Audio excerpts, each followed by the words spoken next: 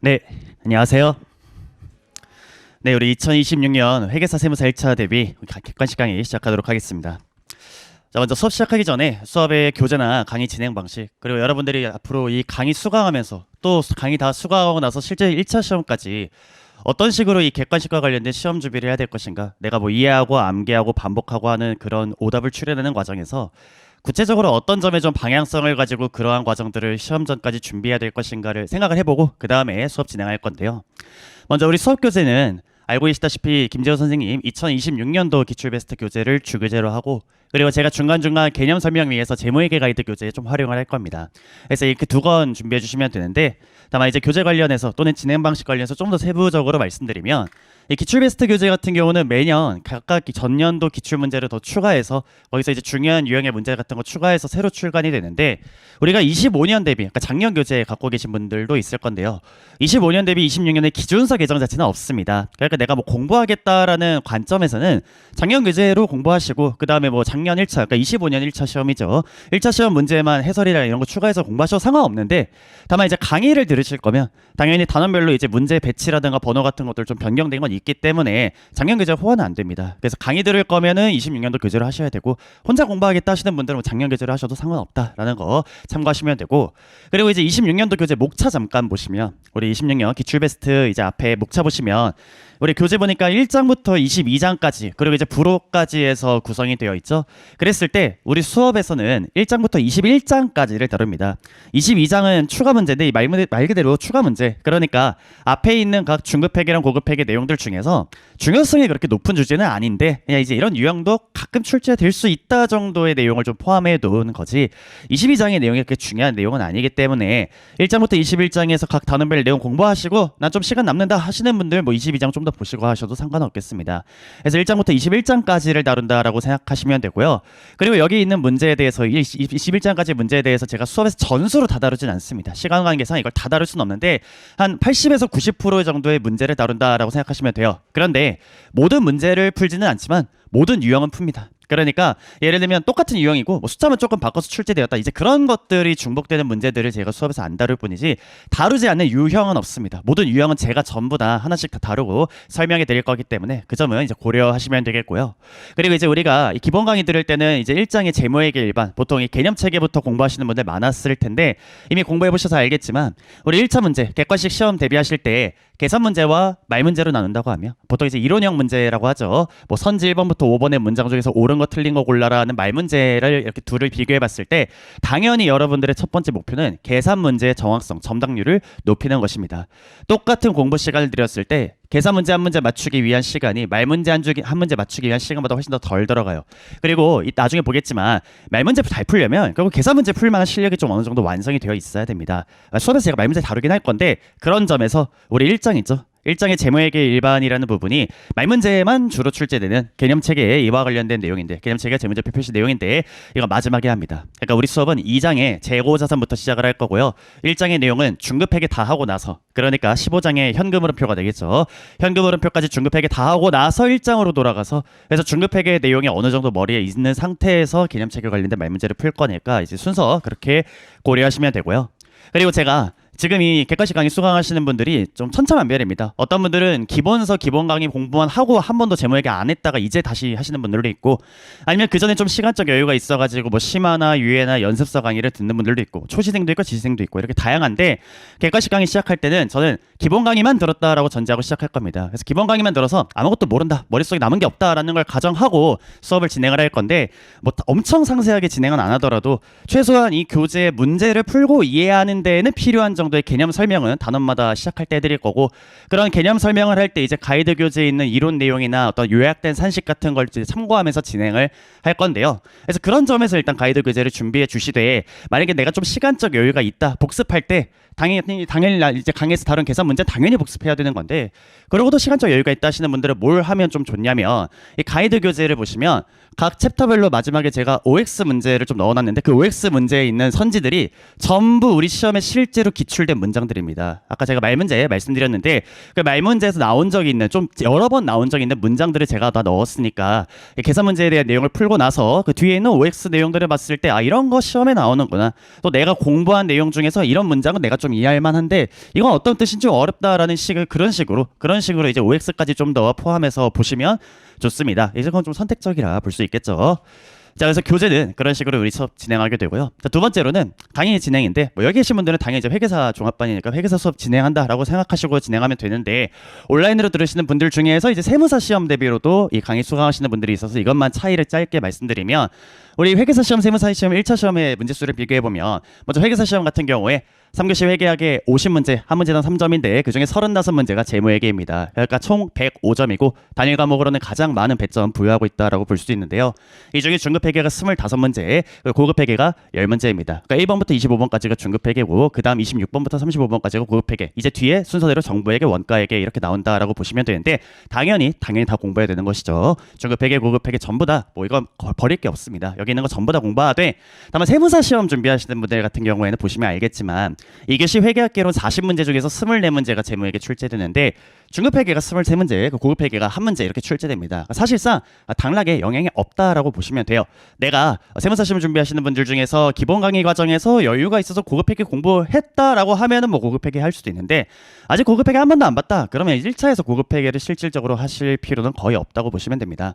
풀어보면 알겠지만 시간 내에 중급 23문제 맞추는 것도 쉽지 않기 때문에 그래서 온라인 과정으로는 회계사 과정은 중급, 고급 전부 다 올라가지만 세무사 시험 대비로는 중급회계만 올라간다. 중급회계는 차이가 없는데 고급회계에서는 차이가 있다. 이 정도 고려하셔서 보시면 되겠습니다. 자, 그 다음에 그럼 이제 앞으로 강의 듣고 공부할 건데 강의 듣은 다음에 듣고 난 다음에 실제로 1차 시험까지 회계사 2월달, 세무사 4월달까지 어떤 식으로 내가 이 교재를 활용해서 공부할 것인가 실제 시험까지 갈 것인가를 생각을 해볼 건데요. 여러분이 좀 장기적인 시험 계획을 짜든 예를 들면 뭐 지금 9월이니까 우리 실제 시험까지 한 5달 정도 이상 남게 된 셈인데 그 정도의 몇 달 정도의 좀 중기 장기적인 계획을 짜든 아니면 단기적으로 당장 오늘 하루 내가 강의 듣고 어떻게 복습할 것인지 이번 주 어떻게 좀 복습 계획을 가져갈 것인지 이런 식의 계획을 짜든 항상 내가 무언가 시간을 들여서 무슨 행위를 할 때는 이걸 왜 하고 있는가에 대한 인지가 좀 중요합니다. 그래야 더 효과적이고 효율적으로 할 수 있기 때문이에요. 그렇게 하지 않고 그냥 하니까 3회독 하라고 하니까 3회독 하고 5회독 하라고 하니까 5회독 하고 하게 되는 식으로 내가 어떤 방향성을 고려하지 않은 채 그냥 작업만 하게 되면 그건 노동에 가깝습니다. 실제로 물론 실력이 오르겠죠. 근데 그 속도가 되게 더디다라는 것인데 그러면 어떻게 우리가 좀 그런 식의 방향성 설정을 정확히 할 수 있는가를 좀 일단 중장기적으로 생각을 해볼 건데요. 당장 생각해 볼게요. 여러분 이 공부 왜 합니까? 시험 잘 보려고 공부하는 거죠. 수험 공부란 시험 문제 잘 풀기 위한 공부를 목적으로 하는 것입니다. 그럼 생각해 보세요. 자, 결국 예를 들면 회계사 시험 기준으로 2월 말에 1차 시험 있을 거예요. 자, 질문. 시험이 단원별로 나와요? 아니면 전범위가 전부 나와요? 당연히 전범위가 나오죠. 여러분들이 지금 여기 있는 중급회계, 고급회계 35문제를 각 단원별로 한 문제에서 3문제 사이로 이렇게 계속 모든 전범위를 시간 내에 풀어야 되잖아요. 그럼 당연히 내가 그런 전범위로 출제되는 시험을 준비해야 되니까 시험 직전에 나도 전범위로 연습을 해야겠죠. 그런 식으로 전범위로 그러니까 단원별로 하나하나 문제를 풀어가는 게 아니라 재고 한 문제, 유형자산 한 문제, 연결 한 문제 이런 식으로 시간 내에 여러 주제들을 한꺼번에 푸는 훈련을 마지막에 하셔야 할 텐데 보통 수험계에서 그걸 뭐라고 하냐면 들어보신 분들 많을 텐데요. 가로풀기라고 합니다. 가로풀기. 그러니까 가로풀기라는 게 그렇게 전범위로 문제풀이를 한다라는 것이고 흔히들 우리가 얘기하는 모의고사 풀이가 저런 가로풀기 형태의 공부겠죠. 자 그럼 내가 시험이 가로풀기로 전범위로 나오니까 그 전에 가로풀기 연습을 해야겠다. 알았어요. 지금 당장 가로풀기 하라면 풀 수 있어요? 못합니다. 왜?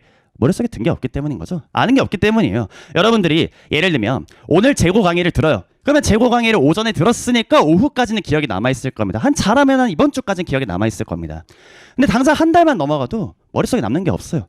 왜냐면 우리 양이 워낙 많고 그 양을 아무리 내가 열심히 복습을 해도 초반에는 휘발되는 속도가 훨씬 빠르기 때문입니다. 흔히들 밑빠진 독이라고 하는데 들어가는 물의 양보다 빠지는 속도가 아직은 더 빠르기 때문에 지금은 아직 가로풀기 할 실력이 안 됩니다. 그래서 가로풀기를 하기 위해서 우리는 뭘 하는 거냐면 이와 반대되는 개념으로 보통 세로풀기라고 해요. 그러니까 단원별로 진도별로 문제풀이하면서 저 가로풀기를 할 수 있는 준비를 하는 과정이 지금 여러분들이 처음 강의를 듣고 한 첫 2, 3회독 정도를 하는 단계에서 해야 될 공부에 가깝다라는 거죠. 우리가 보통 이제 문제풀이 강의를 들으면 재고자산 다 하고 유형자산 다 하고 이렇게 넘어가잖아요. 이런 식으로 공부를 하는 걸 세로풀기라고 하는데 이 작업이 어느 정도는 되어야 그 다음에 가로풀기로 넘어갈 수 있는 것입니다. 그러니까 이제 우리의 공부 순서는 이렇게 될 것인데 지금 우리는 그 맨 앞단이 여기에 있는 거죠. 그러면 어떤 점들을 이제 우리가 정확히 고려를 해야 되느냐? 예를 들면요. 여러분들이 나중에 가로풀기로 넘어가게 되면 이 가로풀기로 보통 우리가 공부하는 게 교재 기준으로 따진다면 우리가 지금 기출 베스트 교재로 이렇게 각 단원별로 어떻게 정확하게 문제 풀 것인가를 공부하니까 나중에 이제 모의고사 형태 문제를 풀겠죠. 이건 뭐 어느 교재라서 상관없습니다. 예를 들면 이제 가보시면 이제 기출 베스트 모의고사라고 보통 줄여서 기베모라고 하는데 말 그대로 이 기출 베스트에 있는 모든 문제들을 그냥 모의고사 형태로 엮은 것에 불과한 교재가 있어요. 그러니까 나는 그냥 이거 이 책으로 가로풀기 했다라고 하시면 그렇게 하셔도 되는데 그런 형태의 기출 베스트 모의고사를 풀든지 아니면 객관식 파이널이라고 조금 더 어려운 난이도 이건 기출 아닙니다. 이거는 이제 자작 모의고사라 생각하시면 되는데 상당히 난이도가 좀 있는 모의고사고 객관식 파이널에 있는 회차별 모의고사에서 고득점한다라고 하면은 절대 시험에서 이렇게 저득점할 수가 없습니다. 그 정도로 어려운 문제고 보통 제시분들도 조금 풀기 어려워하는 문제지만 내가 이 기본적인 개념이 이해가 좀 잘 되어 있다 하시는 분들은 여기 좀 더 그 공부해 보셔도 좋겠습니다. 제목에 투입 좀 더 할 수 있으면 뭐 그게 아니더라도 뭐 학원에서 진행하는 모의고사라든가 뭐 기출 문제를 연도별로 푼다거나 이렇게 여러 가지가 있을 거잖아요. 그런데 나중에 여러분들이 이제 세로풀기가 어느 정도 되고 나서 이런 가로풀기로 넘어갔을 때는 내 공부의 목적이 뭐가 돼야 되느냐? 이게 시험을 위해 공부하는 거니까 우리 시험 성적이라는 건 결국 두 가지의 함수잖아요. 얼마나 내가 잘 맞추느냐 정답률과 얼마나 시간 내에 빨리 풀 수 있느냐 속도 두 개의 함수인 거죠. 정답률도 높아야 되고 속도도 빨라야 됩니다. 그 말은 무슨 말이냐? 내가 지금 이거 하고 있는데 내가 지금 강의 들으면서 1회독, 2회독, 3회독 하면서 세로풀기를 하고 있는데 정답률을 따지고 속도를 따진다? 이거 잘못 공부하고 있다는 거예요. 내가 지금 1회독 하면서 왜 계속 틀리지? 맞추는 게 없지? 왜 속도가 이렇게 오래 걸리지? 한 문제 지금 타임 제거하는데 2분 걸리고 3분 걸리고 왜 얼마 안에 풀어야 한다는데 이거 신경 쓸 때가 아니라는 거예요.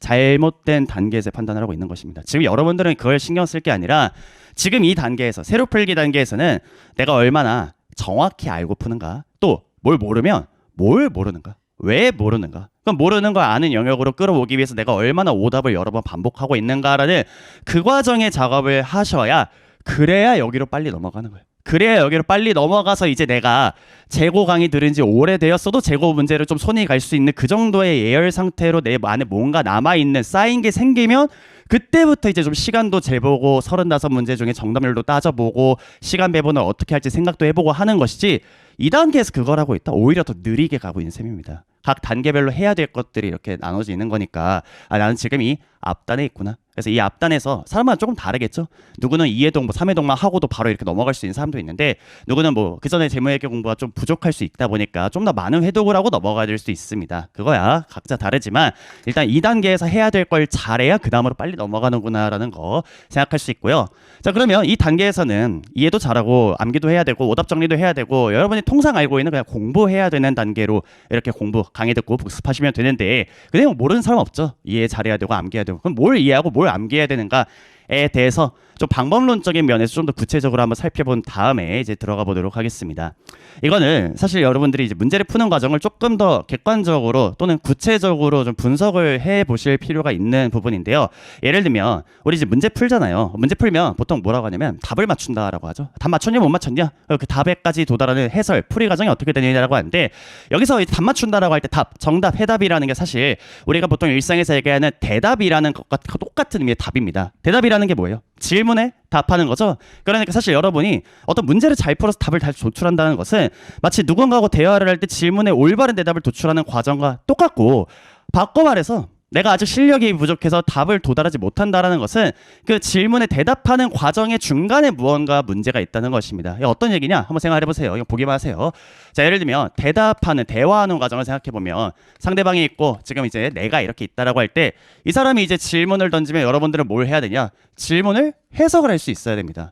그리고 그 질문을 해석해서 아 이런 의미구나라는 걸 이해를 했을 때 그에 대해서 내가 어떻게 답변할 것인지를 기준을 적용할 수 있어야겠죠. 예를 들면 우리야 뭐 한국어를 화자로 하는 모국어를 갖고 있는 사람들이니까 이거 자체에 대해서는 어렵지 않을 텐데 여러분이 예를 들면 맨 처음에 외국어를 공부할 때 뭐 이제 갓 영어 공부한 지 뭐 한 달, 두 달 됐다.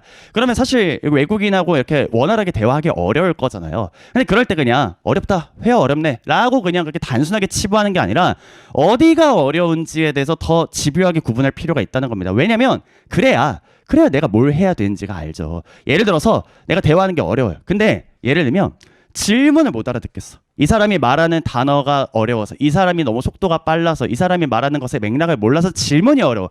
그럼 예를 들면 그 사람은 뭐 청취라든가 청해라든가 이런 식의 리스닝 공부를 좀 더 많이 해야 될 것이고, 반대로 이런 경우도 있겠죠. 질문을 알아듣겠어. 무슨 말인지 알아. 근데 내가 말을 못 하겠어. 대답이 머릿속에는 있는데 이거 어떤 표현을 통해서 내가 이렇게 답변을 해야 될지에 대해서 구성을 못하겠어라는 사람은 그 사람은 이제 그런 청해적인 공부보다도 어떤 식으로 발화하는지에 대한 쪽에 좀 더 초점을 맞춰서 공부를 해야 될 거잖아요. 똑같습니다. 여러분은 이제부터 굉장히 많은 문제들을 풀면서 그런 문제풀이에 대한 공부도 하고 이해도 하고 암기도 할 텐데 여러분들이 제일 먼저 이 문제에 대한 답을 도달하는 과정은 이 두 가지 순서대로 진행이 된다는 거예요. 예를 들면 여러분들 문제 어떻게 풉니까? 문제를 보고 읽겠죠? 읽는다는 건 여기서 물어보고자 하는 바가 무엇인지를 내가 파악하는 과정이라는 겁니다. 그러면 마치 우리가 대화를 하면서 그 사람의 말을 읽듯이 내가 지금 이렇게 시험지에 나와 있는 현출되어 있는 문제를 읽는다는 것은 이 문제의 상황이 무슨 상황인가를 이해하기 위해서 이 각각의 지문이 무슨 말인가, 각각의 단어가 무슨 뜻인가, 여기 제시되어 있는 자료가 무슨 자료가 제시되어 있는 것인가, 금액이 무슨 자료가 제시되어 있는 것들인가, 이런 걸 내가 이해할 수 있다는 걸 의미해요. 이걸 어디를 보고 이게 조건 변경인지를 알 수 있고, 어디를 보고 성과 조건인 걸 알 수 있는지, 이걸 어디를 보고 이게 재평가 모형인 걸 알 수 있고, 뭘 보고 공정가치 모형이라는 걸 알 수 있는지, 어떤 표현을 보고 기초평가 충당금이 없다고 확신할 수 있고, 어떤 표현을 보고 비지배 지분이 공정가치임을 알 수 있는지를 근거를 내가 하나하나 다 연결 지을 수 있다는 겁니다. 그럼 내가 이제 이거 알아들었어요. 그럼 답변을 해야겠죠? 답변을 한다는 건 우리가 규칙, IFRS 규정에 맞게끔 계산을 한다는 거니까 이걸 적용하는 과정에서 여러분이 알아야 할 것은 일단 해설이나 요약서 등에 있는 이 규정의 의미를 알아야 될 거고요. 우리가 답을 도달하기 위해서 계산을 해야 되니까 당연히 계산, 풀이 과정이라는 것들도 있어야겠죠. 이런 식으로 과정을 거쳐서 여러분의 답을 내겠죠. 매출원가는 얼마다, 감가비는 얼마다, 손익은 얼마다, 이런 식으로 답을 하겠죠. 그러면 여러분들이 지금 이 세로 풀기 단계, 강의를 듣고 한 3회독 정도까지의 이해와 숙달을 목적으로 하는 공부 단계에서 뭘 틀렸거나 헷갈렸거나 오래 걸렸어. 그럼 내가 이제 이걸 좀 더 반복해야 될 거잖아요. 회독을 해야 될 거잖아요. 그럴 때는 그냥 내가 틀렸으니까 이 문제 복습할래.가 아니에요. 뭘 틀렸는데, 왜 틀렸는데, 거기까지 더 세부적으로 나누시는 분들이 더 빠르게 그 다음 단계로 넘어간다는 겁니다. 예를 들면 어떤 문제는 내가 해석이 안 돼서 손을 못 대는 문제가 있어요. 내가 이거 계산은 어렵지 않은데, 계산은 그냥 곱하기 빼기만 할 수 있으면 되는데, 문제 읽고 이 상황에 대한 해석을 잘 못하겠어. 이 자료를 어떻게 읽어야 할지 모르겠어. 가득 인원이 예상 가득 인원이랑 실제 가득 인원 어떤 식으로 구분되는지 내가 모르겠어. 여기서 선도 환율이랑 평균 환율, 일반 현물 환율이라는 거 차이를 내가 모르겠어. 이런 식으로 자료의 해석이 안 돼서 틀렸다라는 문제는 있겠지만, 반대로 자료는 잘 해석돼. 근데 어떻게 적용해야 할지 모르겠어. 기준서 해답에, 해설에, 참고에 이렇게 하라고 써 있는데 그 문장을 내 산식으로 못 옮기겠다 라든가, 아니면은 계산 과정에서 계속 내가 뭔가를 빼먹는다거나 한도 검토를 안 한다든지, 아니면 여기서 뭐 평균값을 써야 되는데 기말값을 썼다든지, 그런 식으로 내가 뭔가 실수하는 경향이 있다거나, 그런 식으로 내 계산이나 적용하는 과정에서 뭔가 오류가 많이 발생하는지, 둘은 달라요. 이것 때문에 틀리는 문제랑 이것 때문에 틀리는 문제를 다른 걸 구분을 하시고 그에 따라서 그 부분을 반복을 해야 되는 거지, 내가 이것 때문에 틀리는데 여기만 계속 쳐다보고 있고, 이것 때문에 틀리는데 여기만 쳐다보고 있고, 이런 식으로 그냥 세부적인 구분 없이 그냥 이거 틀렸으니까 체크해두고 다음에 한번 또 보고, 그렇게 하면은 시간도 훨씬 더 많이 쓸 뿐더러 그렇게 많이 빨리 안 늡니다. 그렇게 하면 회독이 더디게 되는 거예요. 어떻게 내가 더 빠르게 하느냐, 그냥 뭐 여기서 빠르게 그냥 회독수를 채워가지고 얼마나 하느냐, 그게 아니라 한 번에 봐도 제대로 봐야 되는 거예요.